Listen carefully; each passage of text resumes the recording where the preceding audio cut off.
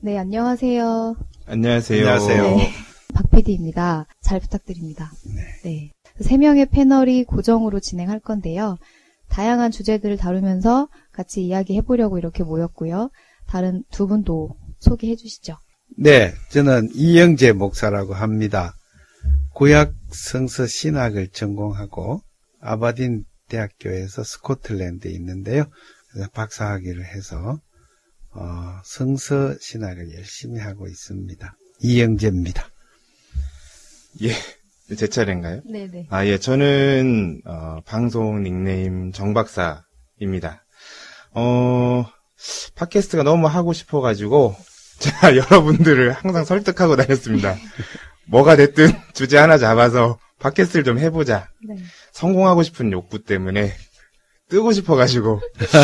그래서 어쨌든 이렇게 좀 소중한 분들 만나게 돼서 함께 이런 좀 좋은 얘기 해보자.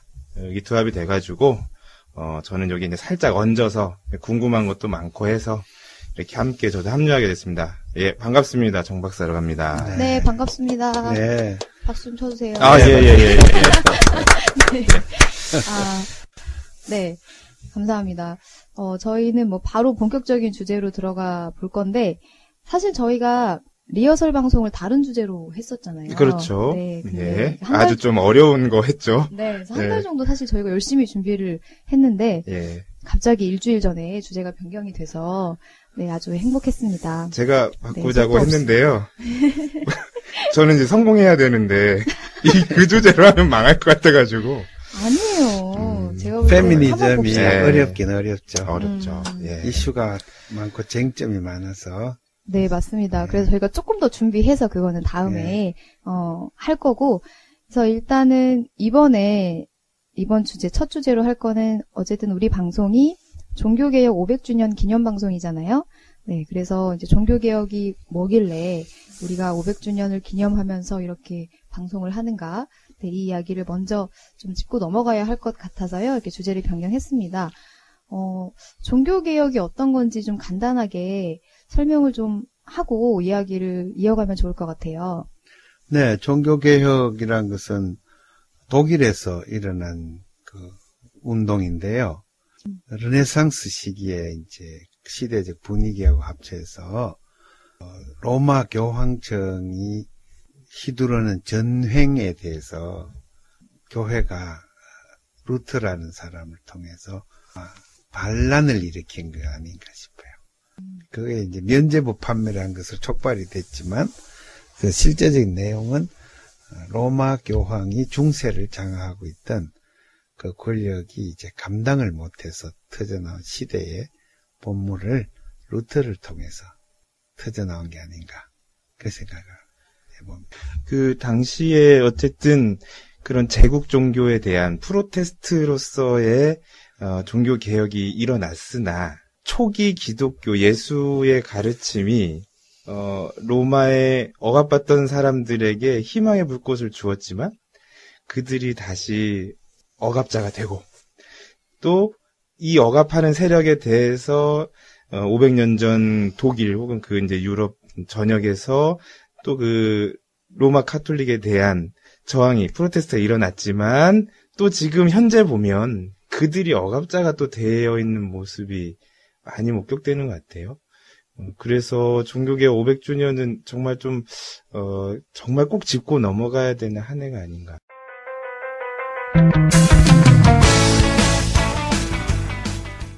네, 기존 세력에 저항하면은 혹독한 박해를 당하죠. 역사는 언제나 그랬어요. 문명사가 시작할 때부터 교회에서는 그 출애굽 사건 같은 거 히브리인들이 탈출하는 걸 못 나가게 혹독하게 박해를 하는 그런 모습. 뭐 일반사에서는 스파르타쿠스의 반란나 이거 무지막지한 박해를 받았죠. 그래서 여러분 잘 아는 검투사, 그죠? 노예들에 대한 그 혹독한 인권 유린이 자행되고 있었는데 여기에 저항하다가는 완전 학살을 면치 못했죠. 예수님 시대 때도 로마인들이 독립전쟁을 선포하고 민족의 그 독립자존을 외쳤다가 엄청난 학살을 당하고 또 뭡니까 포로로 잡혀가지고 혼데도 전세계를 흩어지고 이런 그 역사가 그 외에 뭐 부지기수예요. 알렉산더 정복 뭐 우리나라 역사 한번 볼까요? 동학 농민운동이 일어났다. 고종이 외세를 끌어다가 농민들을 죽였는데 15만 명을 일단 죽였다. 이런 역사가 우리 인간도 이렇게 살아요. 그 야수와 같은 인간이에요. 인간의 본질이. 그러면 이제 로마 교황의 지배에 저항한다. 죽여라. 자객을 보냈는데 어떤 선제후가 이제 그 루트를 숨겨가지고 보호해줬단 말이에요. 그러면 제후들 간에 이미 교황과 각을 세우는 권력이 생겨났다고 봐야죠. 그럼 권력 다툼으로 전쟁이 시작된 거죠. 로마 가톨릭, 그 다음에 개신교 이렇게 해가지고 전쟁이 많이 일어났습니다. 지금 목사님 말씀처럼 종교개혁이 실은 그 이면에 정치적 암투도 많이 이제 있었던 부분이 있는 거고, 그렇기 때문에 실은 거의 전쟁처럼 많은 그런 혹독한 과정을 겪었을 텐데, 자유를 얻기 위해 피 흘려 싸운다. 이게 기본이에요. 죽이니까. 서양 프랑스 대혁명 많이 죽었죠. 예? 그 다음에 이 종교개혁도 그냥 얻어진 게 아니에요. 피 터진 싸움을 통해서 종교의 자유가 얻어졌어요. 그것도 어떤 무력에 의한 균형 상태를 유지해서 아우스부르크 화해라고 하는 1955년 협약을 통해서 이제 정전을 선포하고 이제 로마 가톨릭 프로테스탄트 소위 개혁교회의 세력을 인정하면서 평화를 화해를 해요. 화약이라 그래요. 1955년이요? 1555년. 1555년. 1505가 세계예요. 1555년. 그날을 루터교의 창실로 보는 거예요. 독일은. 그 아우스부르크 화약하는 날. 1555년. 워낙 피를 많이 흘리니까 그렇게 전쟁을 하다가 이제 한테 다 지친 거죠. 네. 이제 서로 이제 평화 조약을 맺은 거예요.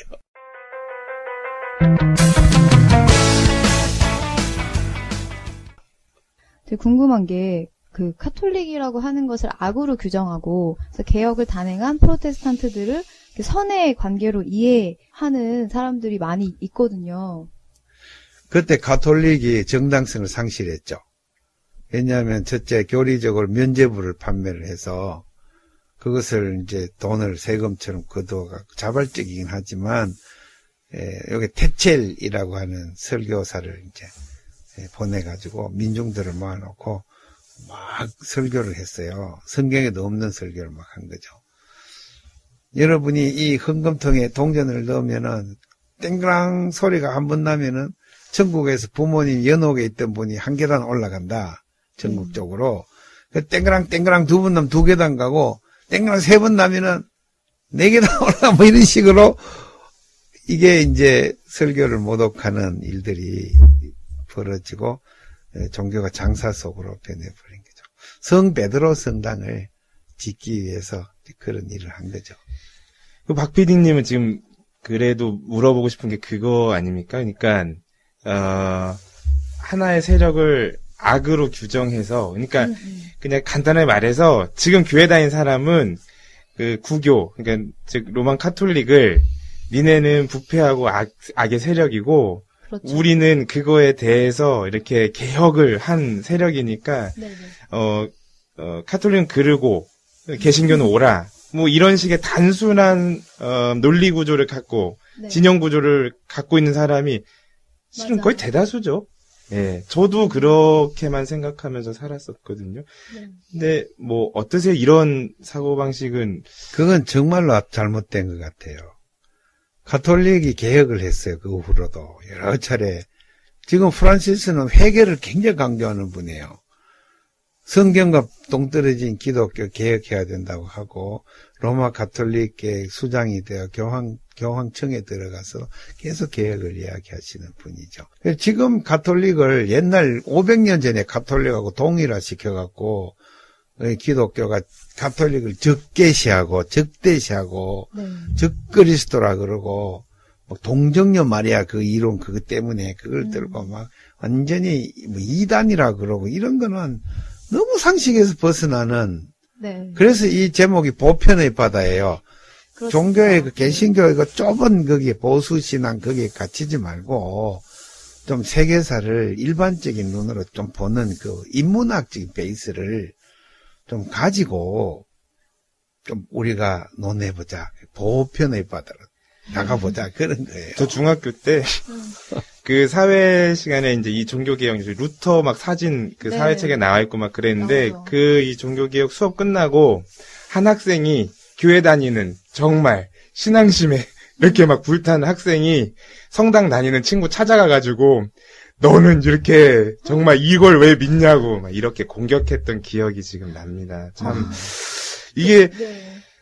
그 일종의 개신교 근본주의라고 그렇죠. 좀 봐야 되겠죠. 예, 그게 이제 뭔가 자꾸 적대 세력을 만들어서 신앙생활 하는 사람들이 있어요. 건강하지 못하죠. 그건 너무 그걸 적개심을 가지고 신앙생활 하면은 신앙생활이 올바로 안 되죠. 네. 왜냐하면 신앙은 사랑을 향해 가야 되는 건데 원수도 사랑하라 그랬는데 그게 한데 교회사에 나타났던 불행이에요. 맞아요. 그래서 그 종교개혁을 좀 제대로 이해하는 것이 좀 필요하다라는 생각이 들었어요. 그럼요. 네. 어떻게 500주년에 이 역사를 제대로 해석할 수 있어야 오늘 우리 기독교를 개혁할 수 있고 우리 사회를 바로 개혁할 수 있죠.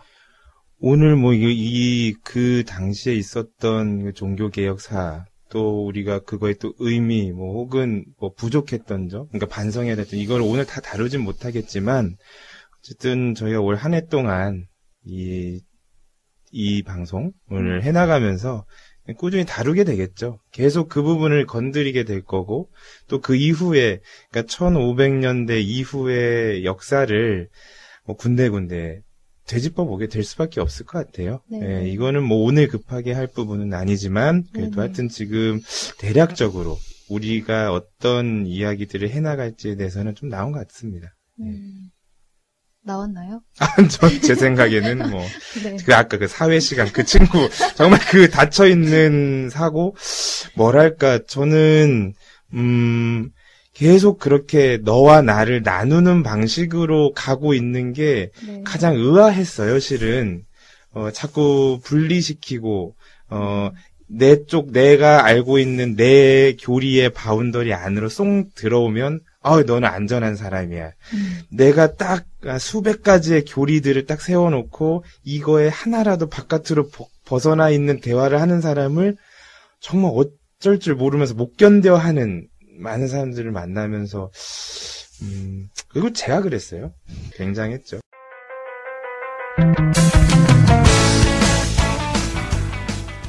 네.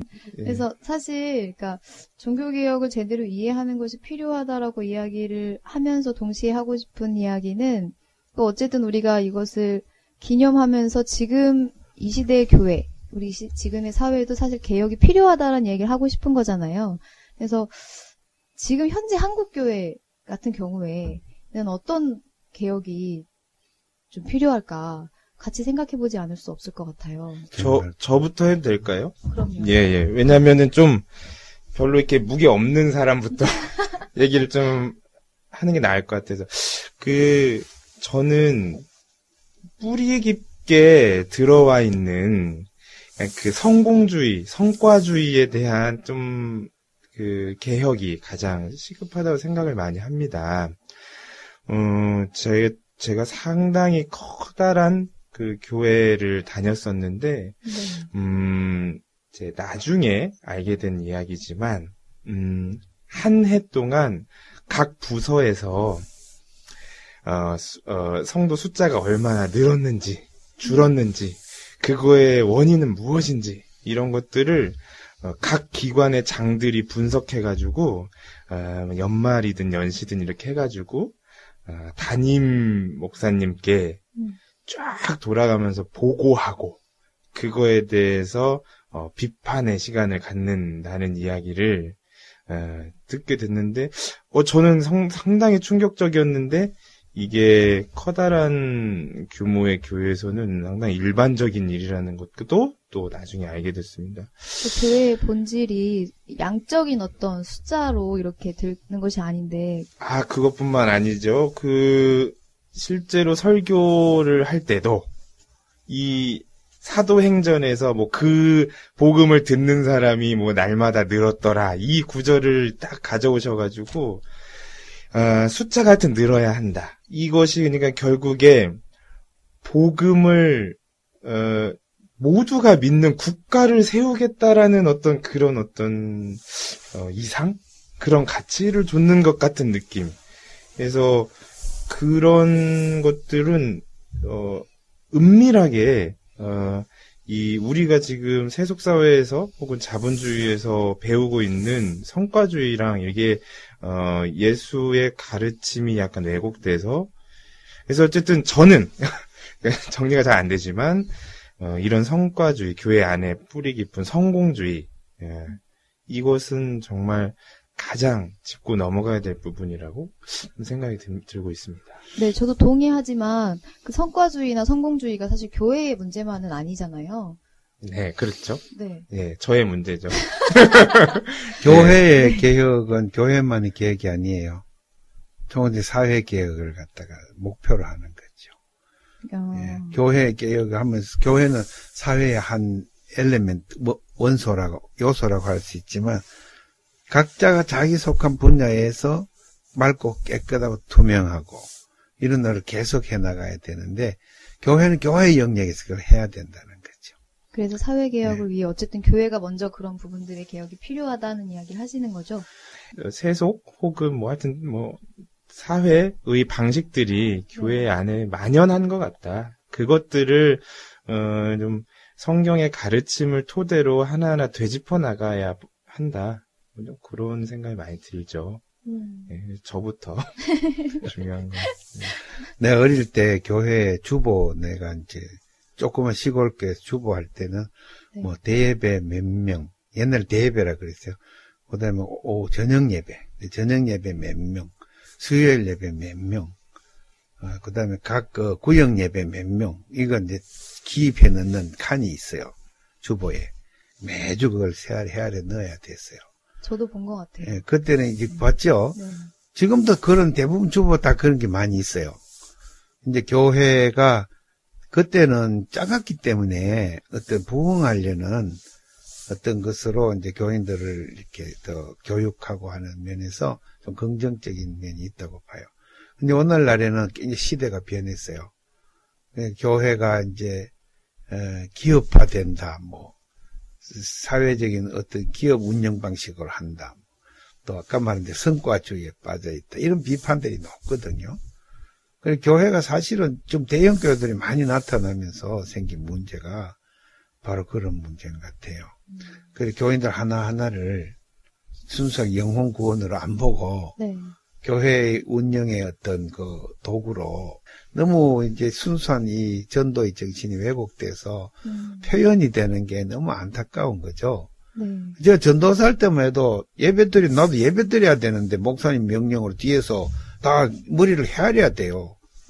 두수가 몇 명 왔는지. 정말요? 그래가 320명 왔다 그러면 저 보고 반드시 해야 되고, 그 다음에 다음 주에 300 미달돼 왔다 그러면 그 원인을 분석해서 또 말씀드려야 되고. 근데 전도사 할 때 그런 괴로움이 있었어요. 저는 오늘 우리 교회 몇 명 예배 드린지 몰라요, 나는. 예.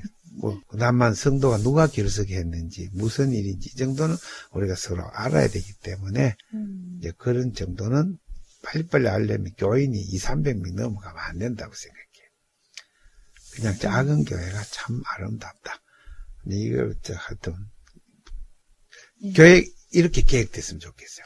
대형 교회들 다 나눠졌으면 좋겠어. 네. 5,000명이다. 그러면은 200명씩 다 잘라. 그러면은 총 몇 명일까요? 5,000 나누기 200. 40개 해야. 40개 교회가 생기면 거기에 부목사님 16명 데리고 목회하는 건데 얼마든지 교회들이 수가 많아졌으면 좋겠다. 네, 말씀하신 것처럼 어쨌든 교회의 기업화와 성과주의 이런 것들을 좀 이렇게 변화시키려면 교회가 좀 이렇게 작게 200명 정도 단위로 좀 더 줄었으면 더 좋겠고.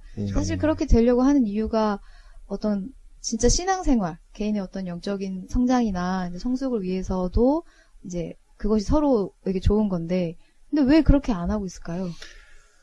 그게 이제 개혁에 우리가 이제 분석해야 될 쟁점인 것 같아요. 다 알고 있는, 우리도 이미 이렇게 얘기하다 보면 그렇게 돼야 된다고 방향이 나올 법도 한데 왜 하지 않고 있는 걸까요? 교회 지도자들이 큰 걸 좋아하거든요. 그래야 유지가 되죠. 일단 파출소 소장도 경찰서장도 와서 이렇게 존경을 표하게 되지요. 그리고 대접을 받죠. 유지 대접을 받아요. 또 더 커지면은 청와대 들어가서 이제 국빈 대접을 받죠. 조찬 기도회 같은 것도 예, 더 나가면 파워맨이 되는 거예요. 이거를 예수님이 극히 경계하셨거든요. 예루살렘 꼭대기 성전에서 뛰어내려 보라. 예수님이 단칼에 그냥 그걸 거절하셨는데 거절을 못하는 거예요. 점점 이제 권세가 세지니까. 종교 지도자들 중에 파워맨들 있잖아요. 네. 반드시 대통령이 무슨 짓을 하든지 미화시키는 사람.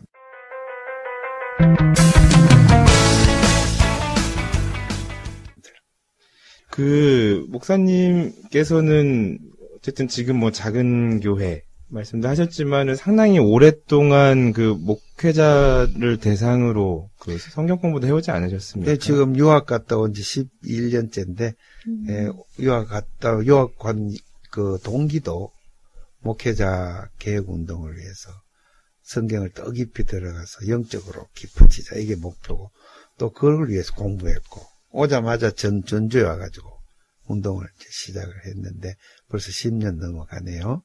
반응은 어떤가요? 목사님? 지금 미미하죠.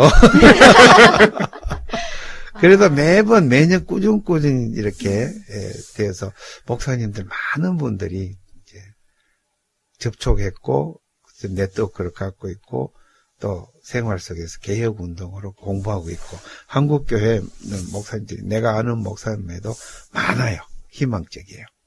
그러나 공부도 안 하고 성경도 관심도 없고 출세만 아주 관심이 있고 교회 키워가지고 어떻게 해보려고 여기만 집중하는 사람들 특징은 공부를 안 한다는 거. 실제로 만나면 너무 무식해요. 만나면 왜 공부하냐 그러면 너무 바빠서 못한대. 너무 바빠. 바쁘시다고 하더라고요. 엄청 바쁘죠. 예. 생각해봐요. 5,000명 목회하려면 그거 사람의 힘으로 못해내요. 엄청 바쁘죠. 이거 이제 대중영합주의로 가요. 그냥 말씀 깊이를 못 들어가요. 이런 거 개혁의 대상이에요. 목사님들하고 공부하시면 뭐 주로 어떤 공부를 많이 하게 되시나요? 그러니까 원전을 보자는 거예요. 원전이. 번역반만 갖고는 말씀의 뜻을 깊이 못 들어가니까 히브리어 원전을 이제 같이 읽고 또 그게 부담스러우면 내가 히브리어를 해설을 해주면서 성경을 읽고 헬라 그리스 그다음에 라틴어 이런 것들을 공부를 해서 성경을 좀 더 깊이 읽자 그 운동이에요. 이 깊이가 달라집니까? 완전. 내 경험으로는 히브리어 성경을 열심히 읽으면서 성경에 대한 생각이 다 바뀌었어요. 하나님 뜻이라는 것이 뭔지를 분명히 알게 됐어요. 번역 성경으로는 그게 잘 안 되더라고. 그래서 내가 현재 우리가 보고 있는 그게 표현이 잘 안 돼요. 한 아주 알토란 같이 중요한 메시지 한 30%가 사장이 되는 걸 내가 느꼈어요. 번역으로 표현이 안 돼요. 그 다음에 이 원전어에서 표현하는 것을 번역자가 영적인 깊이가 그만큼 못 다다랐기 때문에 번역을 못 해내는 것도 있고 언어의 한계 때문에 표현을 못 해내는 것들이 있어요. 그래서 개혁을 하자 할 때는 제일 먼저 솔라 스크립투라 오직 성경만으로 하는 이 캐치프레이즈는 반드시 따라와야 돼요. 우리 시대에 필요합니다. 네. 그래서 아까 그 말씀으로 우리가 돌아가야 되는데 한국어로 보는 성경에는 조금 한계가 있을 수 있다. 그러니까 번역도 계속 고쳐 나가고 가르쳐 나가는 게 좋다 생각해요. 그 성경의 여러 말씀들을 정확하고 제대로 좀 이렇게 사실 아셔야 되는 분들이 1차적으로는 목사님들이시잖아요. 목사님도 공부를 해야 됩니다. 네. 그런데 아까 이제 예, 너무 그게 바빠서 문제네요. 무식해지고. 그게 제일 문제예요. 네. 우리 목회자가 약해지면 교회가 망합니다. 저도 그 부분에 굉장히 동의하는데. 예, 목회자가 성성하게 살아 있어야 되고 네. 가난하게 청빈하게 기도로 세상을 향해서 서대 물질주의에 대해서 투쟁해서 딱 이기고 있어야 돼요. 이거 이제 못 이기는 거야. 넘어가는 거야. 그렇죠. 한 나라의 대통령이 무너지면 또 그 나라가 위기에 처하듯이 네, 교회의 리더가 굉장히 중요하다는 그렇죠. 이야기를 하시고 있는데 네, 그게 계획돼요. 저는 지금 들으면서 진짜 목사는 못하겠다. 힘들죠. 박사님을 하셨군요. 예, 뭐 지금 쭉 해주시는 얘기 들어보니까 뭐 보통 일이 아니네요. 이게 지금 한국 교회를 개혁한다라는 게 보통 일 아니에요. 예, 이거 뭐 네. 가능하겠습니까? 이거 뭐 성경도 저기 좀 더 새롭게 재조명돼야 되지. 네. 뭐 저기 개개인의 어떤 도덕적 문제들 또 뭐 당회 내의 권력의 문제들 또 목사님 지금은 이런 용어가 뭐 적절치 않다는 표현도 있지만 어쨌든 평신도 이게 네, 그런 평신도, 그분들의 그랬죠. 실은 지적 수준이 정말 높잖아요. 높아졌어요. 예. 네. 학력이 뭐 보통 높아진 게 아니에요. 제가 어릴 때에도 우리 교회에 대학 나온 분이 시골 교회지만 한 사람도 없었어요. 고등학교 고졸 집사님들 고졸 목사님만 신학대학 나왔죠. 제일 학력이 높았어요. 그런데 지금은 안 그래요. 우리 장로님들이 박사들이 많고요. 대학 교수들이 많고 또 기업과 사장들은 완전히 전문 경영인이잖아요. 이런 것의 정보가 또 엄청나게 SNS 같은 걸 통해서 공개돼 있잖아요. 네. 이런 시대는 정말 목회하기 좋은 시대라고 봐요. 말이 통하잖아요, 첫째. 말이 통한다는 건 소통할 수 있다는 거니까 목회자만 정말 깊이 들어가서 그 리더십을, 영적인 리더십을 갖고 있으면 정말 좋은 동력자가 무지무지 많은 시대가 된 거죠. 네. 그런데 이게 문제는 똑똑하면 싫은 거예요. 순종 안 하니까.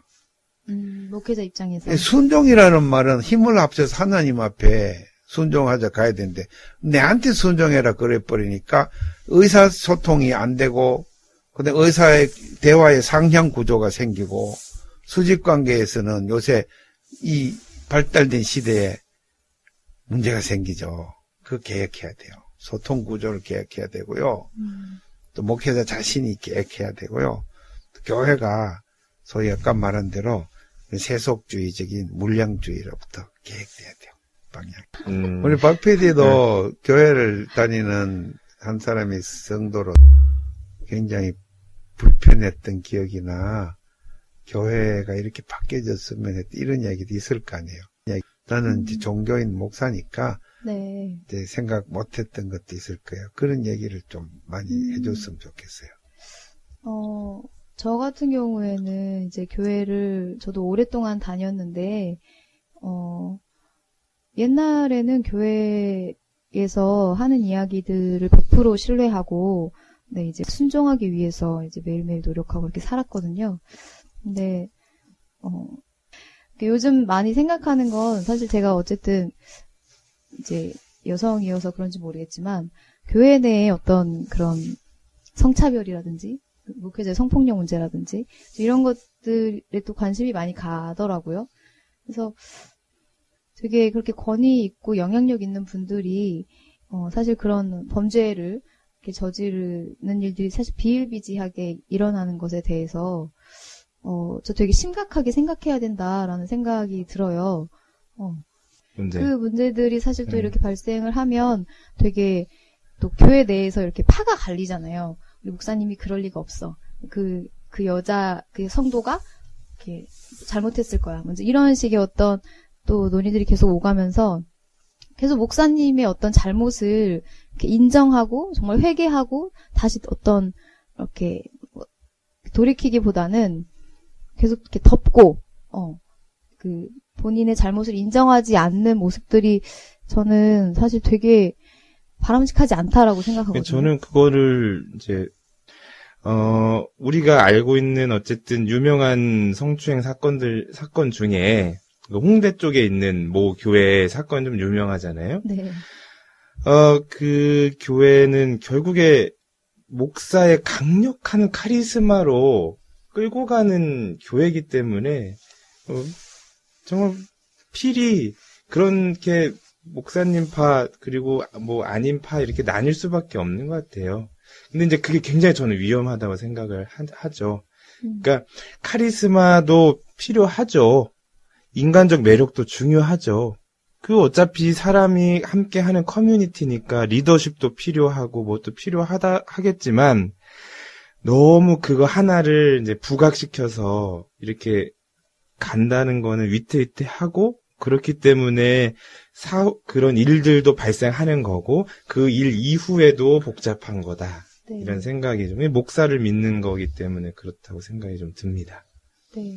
사실 저는 그래서 성도들이 또 목사님의 어떤 말씀도 중요하지만 그 외에 본인들이 이렇게 뭔가 이렇게 아까 말씀하셨지만 많이 이렇게 똑똑해지고 많이 배웠다고 하지만 정말 말씀에 대한 좀 바른 이해를 위해서 성도들이 해야 할 몫도 있다고 생각을 하거든요. 그냥 목사님이 알아서 다 잘 해주시겠지. 어떤 신앙에 대한 부분, 종교에 대한 부분은 그냥 뭐 교회 안에서만 세우려고 한다기보다는 좀 스스로 자기의 어떤 성장을 위해서 이렇게 노력해야 되는 부분이 필요하다. 바르게 판단하고 행동하고 해야 되기 때문에 그래서 사실 이 방송도 저는 그래서 또 이제 교회에 대해서도 조금 더 이렇게 물론 관심 있는 분들이 많이 들으시겠지만 그 외에도 네, 그 외에 다른 분들도 이 방송을 듣고 또 교회라는 곳이 자기가 생각했던 것의 모습만이 아니라 다른 어떤 모습들 이렇게 생각하는 기회가 되지 않을까. 첫 방송이니까 이제 개혁에 대해서 막 여러 가지 이야기를 늘어놓는데 한이 없어요. 맞습니다. 네. 고쳐야 될 게 뭐 한두 가지가 아니에요. 맞습니다. 그죠? 근데 그런 고쳐야 되는 것을 많이 늘어놓고 많이 적어보는 건 참 유익한 것 같아요. 그리고 잘못을 인정하는 게 회개잖아요. 네. 그래서 잘못했던 거 한번 다 열거해보고 또 회개하고 이런 과정을 1년 내내 했으면 좋겠어요. 500주년을 맞아가지고. 예. 어차피 1회 방송이니까 뭐 좀 더 늘어나 보죠. 문제점이라고 생각하는 것들을. 네. 교회 재정의 불투명성 이런 것도 있어요. 그러나 실제 성도들은 그게 별 문제를 못 느끼는 것 같아요. 대부분은. 교회가 이제 이 재정이 뭐 한 10억, 20억 막 이렇게 넘어가면서 생기는 문제들을 평신도들이 거의 모르고 있다는 거예요. 투명하지가 않은 거죠. 이때 생기는 문제가 많아요. 우리 개혁은 그런 것도 고쳐야 돼요. 교회 재정은 운용은 투명해야 되거든요. 그래야지 사회적으로 모범이 되고 그런 것이. 그 외에 뭐 또 있을까요? 그리고 교회 내에서 사실 좀 지나치게 그 성소수자들을 혐오하고 이렇게 죄악시하는 것은 저는 되게 문제라고 생각하거든요. 아, 그렇습니까? 네, 그렇습니다. 네. 매번 듣는데 새롭네요. 네. 아, 네. 교회 내 혐오 문제 참 많죠. 뭐 성소수자만 혐오하는 게 아니라 타 종교인에 대한 정말 그 굉장한 혐오를 갖고 있고 특별히 최근에는 유럽 전역에도 어쨌든 우익 포퓰리즘이 득세하면서 결국에 이민자들을 몰아내고 대표적으로 무슬림들에 대한 적개심이 정말 극렬하게 드러나지 않습니까? 네. 근데 이제 이게 실은 인터넷 같은 데서 기독교인들을 블로그나 이런 것들 보면은 무슬림들을 향한 혐오감이 엄청나요. 이게 IS는 바로 그냥 무슬림 뭐 이런 식으로 이해를 하기 때문에 그런 생각이 드는 거죠. 그 종교개혁할 당시에도 그러니까 우리가 하는 건 옳고 저들은 아까 초반에 얘기했지만 그르다 악이다라고 규정하는 것이 사실 되게 이렇게 내려와서 지금도 똑같이 그렇게 되고 있는 것 같거든요. 근데 이제 동성애 혐오 같은 경우에는 그러니까 동성애를 죄라고 생각하기 때문에 그런 거잖아요. 사실 살인을 하거나 폭력을 하거나 강간을 하거나 뭐 도둑질을 하거나 전 다 마찬가지라고 생각하는데 유독 그 부분에 대해서만 굉장히 좀 극단적으로 가는 경향이 좀 심하다. 그래, 그렇게 느끼는 것도 사실이에요. 동성애자들도 생명이고 또 인권을 누릴 수 있어야 되고 우리가 또 사랑할 수 있어야 되는데 동성애 한다는 사람을 혐오하고 미워하고 쫓아내고 뭐 이렇게 하면은 예수님 뜻하고는 맞지가 않죠. 예수님은 창녀를 사랑하시고 늘 옆에서 따라다니게 하시고 또 세리들을 갖다가 또 가까이 하시고 예수님은 그랬단 말이에요. 그 모든 원수까지 사랑하라 그랬는데 원수도 아닌데 그 동성애자라고 범죄자라고 도둑놈이라고 살인자라고 미워하고 혐오하고 멀리하고 차별하고 이거는 성서적이지 않아요. 그런 면에서 박 PD의 그 말이 참 옳다. 뭔가 개혁해야 되겠다. 그 부분도 문제가 아니에요. 그리고 뭐 박원순 시장이 뉴욕에 가서 입법 얘기를 했다가 막 또 우리 기독교 보수 진영에서 쌩 난리를 치고 박원순 그냥 정지하고 이랬잖아요. 그렇게 할 건 아니다 그거죠. 논의를 좀 진솔하게 하고. 맞아요. 그 논의의 장에 사실 나타나질 않으시고 그 장을 만들어도 그 장을 이렇게 엎으려고 하셔서 그거 자체를 굉장히 또 혐오하셔가지고. 그 대화의 거리가 아니다 이거죠. 네. 뭐 싸워서 분쇄해야 될 거다. 이렇게 보면 이 기독교적이 아니에요. 그 벌써 그렇기 때문에 기독교는 사랑이죠. 기독교는 사랑인데 기독교인은 사랑을 못하는 것 같아요. 그렇게 말하는 게 개혁 대상이야. 그렇게 우리가 인상이 지금 그렇게 돼 있는 게 기독교인이 사랑하지 않는 것처럼 보이는 거예요. 이게 지금 개혁의 목표예요. 정말. 또 한 가지 좀 이제 말씀드리고 싶은 게 기독교와 어떤 우익 성향 내지는 보수적 성향의 정치 색채가 아주 강하게 결집되어 있는 거를 자주 목격해요. 뭐 어제 보셨을지 모르겠지만 박근혜 대통령을 변호하는 변호인단의 한 변호사가 박근혜 대통령을 이제 그 처형당하는 예수에 비교하고 또 헌법재판소에서 변론에 들어가기 전에 정말 그 경건하게 기도하고 들어가서 해주는 얘기가 교육의 촛불 민심은 민심이 아니다. 뭐 국가에 대한 도전이다. 이런 식의 이야기를 펼쳐나가는데 과연 이건 뭘까? 정말 궁금하고. 그거는 정말 개혁 대상인데 왜 그러냐면 교회 안에 인문학이 없어요. 네네. 교리하고 성경 자체가 인문학의 바탕이 없이는 이해할 수 없는 부분인데 역사, 철학 여러 가지 필요한 뭐 과학적인 지식까지도 교회 안에서 활발하게 논의가 안 되고 공부가 안 돼요. 그게 문제예요. 맞아요.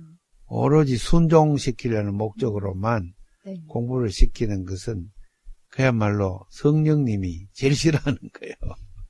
네. 인문학 공부를 많이 해야 됩니다.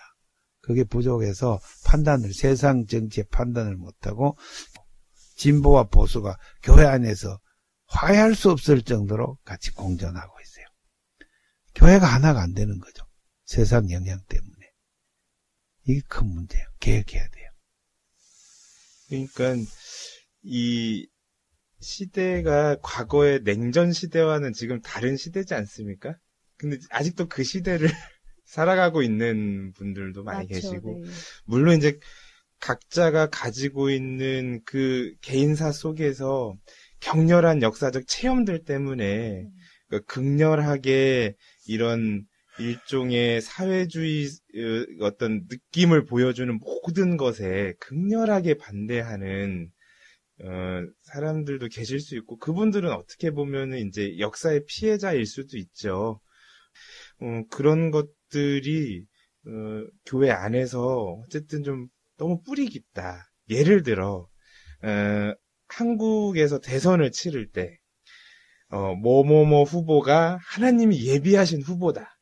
그래서 기도 부탁드립니다. 뭐 이런 문자도 많이 날라오고, 또 이제 모 교회에서는 이제 그 특정 후보를 위한 기도회도 하고, 근데 하여튼 정치적인 부분하고 어떤 신앙적인 부분들을 교묘하게 좀 섞어서 이거를 신앙인들, 그러니까 참 순수한 신앙인들을 이렇게 막 동조시켜서 일종의 자기네들 권력을 유지하는데 좀 써먹으려고 하는 배우도 좀 있는 것 같고, 그 네. 배우에 동조하는 종교인도 그렇지 않습니까? 그럼요. 최태민 같은 사람이 성공, 반공 이거하고 기독교를 결합시켜갖고 박근혜 총재를 앉혀놓고 막 했던 그것도 반공 이데올로기에 기독교가 동원된 거예요. 정말 기독교는 이용을 많이 당하는 거죠. 그 잔재와 파편이 지금까지 남아있는 거죠. 참 고치기 어려울 거예요. 그래도 고무적인 부분은 이런 역사에 대한 책들이 좀 최근 들어서 좀 꾸준히 발간되는 것 같아요. 그러니까 많은 그 학자들 혹은 이런 분야에 대한 의문을 갖는 분들의 노력의 결실이겠죠. 그리고 시대적으로 좀 이런 것들이 이제 이야기 될 수 있는, 아까 말한 어떤 압력, 시대적 압력이 있는 것 같아요. 흐름이. 이번에 박근혜 게이트 이거 터지는 건 사람이 상상도 못할 정도로 권력이 막강했거든요. 국민 지지도가 얼마나 높았어요. 세월호 때문에 이렇게 속이 상해도 박근혜 지지도는 안 내려갔어요. 네, 그렇죠. 바로 얼마 전까지 이 비리가 하나씩 불려지기까지. 나는 그렇게 생각해요. 하나님께서 이렇게 역사하신다. 성령님께서 역사하신다. 이렇게 생각해요. 저는 손석희님이 네. 역사하셨다고 생각했는데. 아니, 그것도 손석희만 할 수 있는 게 아니거든요. 그렇군. 배우의 예. 누가 되셨던 건가요? 아니, 최근에 어쨌든 그 손석희를 중심으로 종교가 하나 형성될 것 같은 그 굉장한 분위기가 있긴 있죠. 좀 위험한 발언이. 네.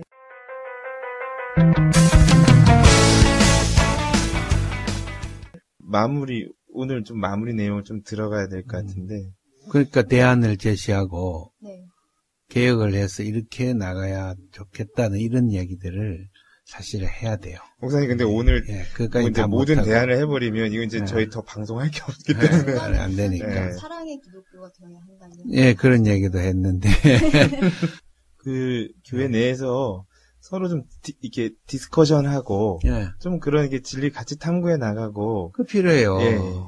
그냥 대화 안 하는 목회자가 너무 많아요. 그냥 일방적으로 이러고 성경은 이런 거요. 아멘 하면 이제 끝나는 거 있잖아. 그런 방식은 지향돼야 개혁될 대상이다. 성도는 아멘 잘하면 돼요. 성도도 뭐 자꾸 이야기하도록 거죠. 끌어내주고 나 이렇게 생각 안 합니다 하고 달라들기도 하고 막 의의를 제기해서 같이 이렇게 막 고민하면서 풀어나가는 이런 공부 과정이 이제 필요하다. 그런 생각이. 그러니까 말씀하신 것처럼 어쨌든 목회자와 성도의 관계, 소통하는 관계가 필요하다는 말씀이신 거잖아요. 그렇죠. 그리고 또 한 가지 사실 자꾸 계획할 걸 더 끄집어내려면 한이 없지만 목회자들이 항상 피곤해 있어요. 내 친구 목사도 그렇고. 왜냐하면 새벽기도 5시에 하는데 4시에 일어나야 되거든요. 그럼 보통 10시는 자야 돼요. 6시간은 자야 사람이 정상적으로 활동하는데 보통 12시 넘어 1시에 자고 그 다음에 서너 시간 자고 또 일어나서 나와서 그때부터 움직이고 그 다음에 새벽기도 하면 또 피곤해서 좀 자는 경향이 많아요. 근데 정 박사님이 더 피곤하지 않을까요? 제가 볼 때는 또 성도님들 중에 피곤하신 분이 많아요. 성도들 다 피곤해요. 이 사회가 그런데 목회자만은 피곤하면 안 돼요. 내 생각에. 왜냐하면 교회에서 자기 시간을 조정할 수 있도록 항상 자기가 주도적으로 시간을 잘 운영해야 되고 또 과중한 이런 종교적 행사들은 지양을 해야 된다고 봐요. 저도 그 새벽 예배, 물론 좋은 의미 굉장히 많다고 생각을 해요. 뭐 하루의 시작을 기도와 함께 열어가고, 말씀과 함께 열어가고, 하지만은, 현재 이렇게 새벽 예배라고 하면 이제 오랜 전통을 가지고 있는 그 새벽 5시는, 이건 좀 이상하다 생각하는 게, 목사님들도 피곤하시겠지만, 그거를 참여한 그 성도들도 이 라이프 사이클이 꼬여버리거든요. 그렇죠. 그래서, 글쎄요. 이게 뭐 어떤 분은 이제 참 저에게 영적이지 않은 얘기를 한다고 이렇게 공유하실 수도 있지만. 그게 일반 풍토예요. 새벽기도 하면 복 받는다, 뭐, 여러 가지 새벽기도에서 나타나는 좋은 징후들, 뭐 이런 걸 이야기하면서, 이제 기독교인이 제대로 되려면 새벽기도를, 특히 새벽 재단을 쌓아야 된다. 그렇죠. 이런 용어로. 네. 그건 전 세계 교회 새벽기도 하는데 한국교회뿐이야. 네, 맞아요. 그러면 전 세계 한국교회 기독교인 빼고는 다 잘못된 기독교인인가? 아니죠. 제가 알기로 새벽 기도는 왜 우리가 전통 사회에 있을 때는 농사를 졌고 그때는 새벽부터 일어나서 일을 했고 또 해가 지면 이제 일을 그만두고 일찍 잠이 들었기 때문에 저는 그때는 어쨌든 우리가 새벽 재단을 쌓거든 이런 이야기들이 통용되고 또 사람들이 그렇게 라이프 사이클이 돼서 그것이 이제 잘 되었었는데 현대 사회에 와서는 우리가 사실 밤이 길지 않아요?